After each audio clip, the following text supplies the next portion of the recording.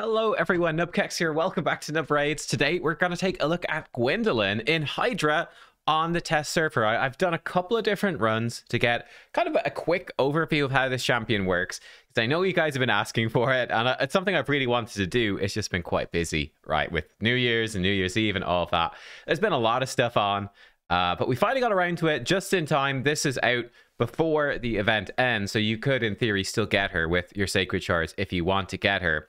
But let's take a little look here. So one of the first things to look at, we're going to see it in a second here when she takes her next turn, is how her passive works. So she will actually take an extra turn after 3 turns. That includes her A1. So after she does her A1, she should go straight into her next move. So there we go. A1, extra turn, kaboom, from her passive straight into that, which is really, really cool. I actually did change the priority order on her skills, by the way, for this. You could have her open up with her increased accuracy move first, but against the Hydra, we actually have enough accuracy on the team. We're not really taking advantage of the increased accuracy with this team. So I actually had her open up with her, and look at this, she goes into, bam, the 2 AoEs back to back this time. I actually had her open with her decreased speed move first, and then some of her masteries can tweak with the order of things. But yeah, that actually ups her power quite a bit, right? This passive, take an extra turn after every 3 skills you use. I was kind of expecting that might not count off of her A1 because it's not like a skill with a cooldown, but it does. So that's actually really cool. So yeah, very simple. Every 3 turns she takes a whole extra turn, which is pretty fantastic. So there you are. And we can see this run, what I did with this team, what is happening with this team. This is a team that you're very familiar with. This is just on hard difficulty Hydra right now. This is the team I've shown and built before, but with Razelvarg in place of Gwyndolin, because I wanted to see, is Gwyndolin Razelvarg 2.0? Can she do what he does? You know, how do they compare? Because there are quite a few similarities between the two, really. So I wanted to test that out. Again, you can see that extra turn proccing, which is awesome. So we've got Uko stripping off buffs, giving us a revive if we need, and bringing the decreased attack. We have Shamail for damage and to make us immune to fear. We've got increased attack and protection from Mithrala. We've got the decreased defense weakened from Lydia. And we've got increased speed from Lydia as well. And also from Uko. We just did it right there. Then we've got Vizix. Vizix is our provoker. And this is what we're going to switch up the team in a second. But Vizix also brings decreased speed. So Vizix is a really good combo with Lydia and with Razelvarg, right? That's how the team was built before. And straight up, you know, this is something that I immediately realized was a problem. Well, Gwyndolin, she's a decreased speed champion. That's sort of her big niche compared to Razelvarg. I can tell you right now, Razelvarg does more damage. He has much higher multipliers, and by boosting up his speed, it is going to be stronger. Sort of the downside of Gwyndolin taking extra turns is that she will have increased attack up for far fewer of her moves than Razelvarg will. Like, yes, Razelvarg is fast. He might take more turns, but the extra turn mechanic is going to drop her buffs off very, very quickly, and that could be a little bit of a problem. And yeah, the decreased speed is really overlapping with Vizix, so a different provoker would be better than Vizix in this circumstance. We don't really need the ally protection on hard, and we certainly don't need the decreased speed because Gwyndolin is pumping it out like crazy. That's the big advantage of Gwyndolin. With all the extra turns, she pumps out that A2, the decreased speed, decreased accuracy move, all the time. It's actually very consistent, and her increased accuracy is also very consistent as well. But we're not taking full advantage of it in this team. Well, let's skip on ahead. Let's get a gist for how we're doing. We are doing, as you can see, roughly 1 million damage per turn right here. With Razelvarg, this team, almost every rotation, without fail, regardless of anything, I've been full autoing it for the last couple of months or more, I guess, at this point with Razelvarg, and it almost every single time does 360 million damage. Every time. How does it do with Gwyndolin? Unfortunately, not quite as well. We skip on ahead, and this is how it did with Gwyndolin. 161 million. So compared to Razelvarg, you lose a lot of power right there. Her damage, it is really good, right? She's doing 51 million, so she is a solid damage dealer. It's very much the same as Inquisitor Shamail. She's doing solid damage. She's obviously being boosted up in the turns by Shamail. It's decent. It's certainly not on a Razelvarg level, though, But again, this team was really built for him specifically, and we're not fully exploiting the utility that Gwyndolin brings. And I think that is very important. So let me show you her build, and then I'll flip over and show you a very slightly different team that will exploit her more and make more use out of it. So how I built her up, I put her in Instinct and Perception. I thought that'd be quite fun. I think she'd be really powerful in Merciless, actually insanely strong.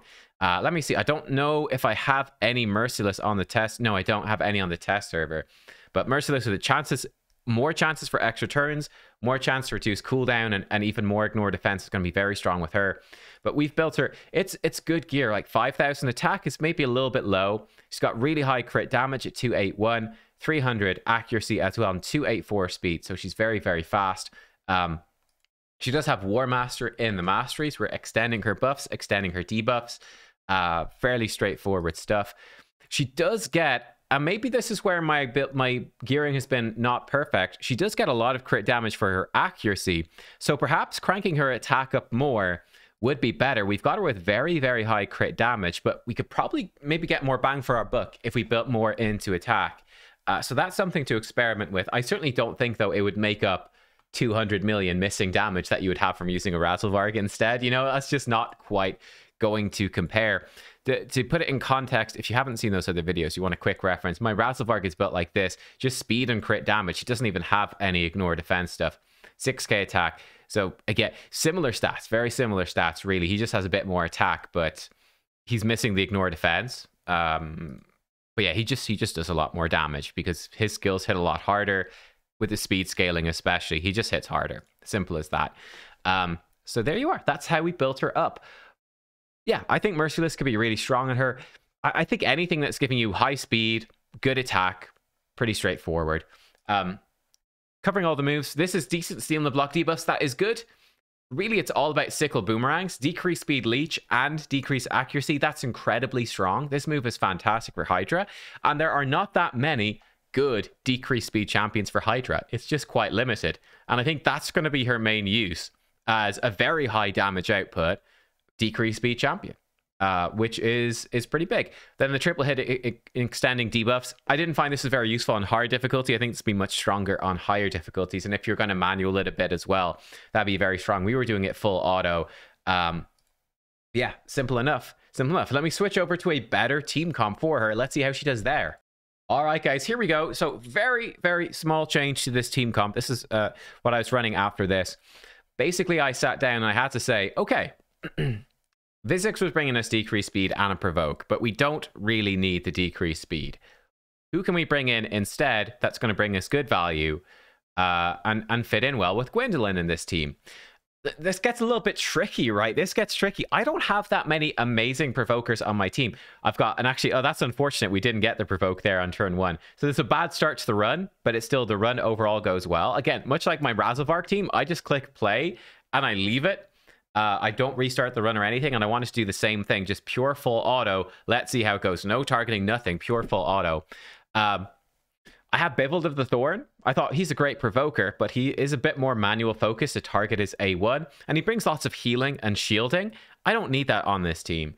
Something like a Molly Tankard could be pretty good, and we could ditch Uko for the revive and bring in a better block buff champion. That would be ideal.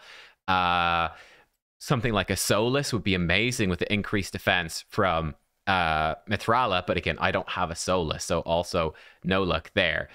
So what I decided to go for was probably the best provoker I have on my account, actually, which is Kantra. So she's obviously solid. I think she fits in fairly well with this team. So what does Kantra do? Well, she pumps out a lot of debuffs with her A2, which is fantastic. She's built in reflex, so it's got a short cooldown. And then she can provoke whenever there's 5 or more debuffs out on the enemy team. And I think it's quite easy to trigger that, right? Between Lydia, who's got a fairly short cooldown on her debuffs, Kantra herself can pop some out. And then, of course, Gwyndolin can potentially put out 3 debuffs, which is pretty good. Unfortunately, it is bad affinity on this head this time around, so that's a little bit unlucky, right? To land the decreased speed, the decreased accuracy, and the leech from Gwyndolin, it's not as reliable as maybe some other champions, but for this rotation, but not going to be a problem every single rotation. But yeah, so I feel like she's a good combo with Kantra. Now, Kantra's not 100% chance to provoke, it's only 75%. And there is a very big difference when you run Hydra and you're looking for consistency between a 100% chance provoke and a 75% chance. So yeah, I probably would ultimately prefer, if I had them, something like a Molly, a Soulless, I think would be perfect for this team. Really, really strong. Might even actually rival the Razzlevarg team very strongly so if you had a Soulless instead. That would be actually huge. Unfortunately, I just don't have him. But yeah, Kantra is a good substitute. She also brings a backup decreased speed, which is cool. She can place debuffs through Poison Cloud. So she's a pretty nice little pick to throw in there. Yeah, unfortunately, we can overcap debuffs, but hey, it is what it is. We are... between Kantra, Gwyndolin, and Uko, they all have decreased accuracy. So I think you can certainly build a team to resist nearly everything that we're doing. That's something that's worth mentioning as well. You've probably noticed in some of these runs when the Poison Head fires off his stuff, a lot of the time he's landing absolutely nothing. You just see a wall of resisted across our team. That is thanks to the decreased accuracy and just, you know, some Great Hall resistance built up as well. Not even that much, just a little bit, but it does make a difference. You can see here at this point, we are still pretty similar to that 1 million damage a turn, roughly speaking. Well, let's skip on ahead. Let's see how it did in the end. Here we go.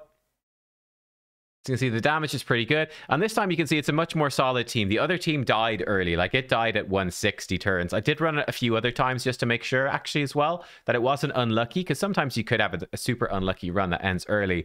But pretty much every time it was ending fairly early. It was not coming anywhere close to the Razzlevarg team. Simple enough. I did test it a few times. And that takes hours, right? Because each run is, you know, an hour or more long. It takes a long time. But this, you can see, it's much more solid. We are heading over, getting towards the turn limit. And indeed, as we go up, that is exactly what happens. This team, it does hit the turn limit. And ultimately, there we go. This is the damage we walked away with. 254 million on hard difficulty. So it's certainly weaker than the Razzlevarg team, which is doing 360 million. Razzlevarg is no question better in this exact team. However, we switch out Physics for a more complementary Provoker, and the damage went way up with Gwyndolin. And like I said, I think you put in a Soulless, and this is easily hitting over 300 million with Soulless.